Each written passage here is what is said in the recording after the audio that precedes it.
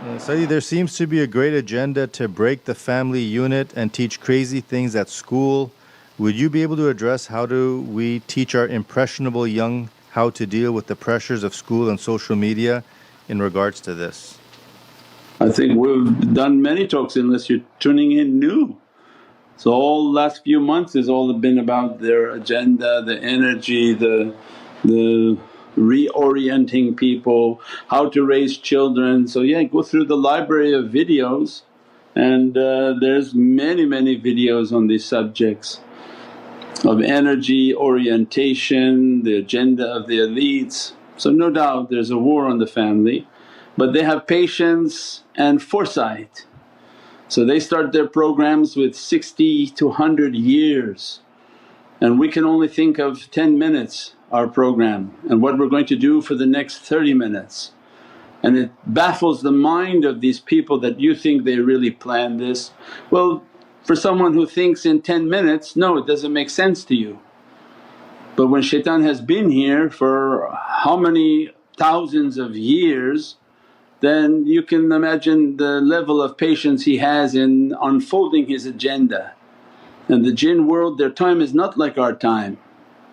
Their lifespans 3, 4, 5,000 years. Well, what does 100 years have anything to do for them? It's like a blink of an eye. But for humans, because the time is not understood by them, they become impatient and as a result they can't imagine that there's programs and agendas unfolding. We said that when marriage was at 99%, the TV was still in black and white. What happened when the TV went to colour? It was directed towards Eve and that she would exhibit makeup and colours and all sorts of self-beautification and promotion of herself. And as a result of seeing the world in colour on TV, everybody felt a need that they were missing something and that they had to go and achieve this and achieve the world, and then begin to dress inappropriately, look inappropriately, and then they began to mingle and leave the home, work outside the home. And now they're in a situation of 99% divorce rate and 1% sticking. And as a result of that agenda was to take the mother out of the home so that she would enter into the workforce. As a result of working into the workforce, or even before that we described, they were teaching children and new parents that let your kids to scream and yell and put them in another room, infant.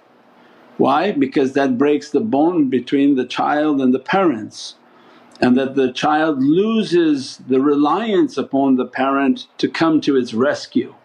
Where the sunnah is the child has to always be with the mother, and that bond is an essential bond.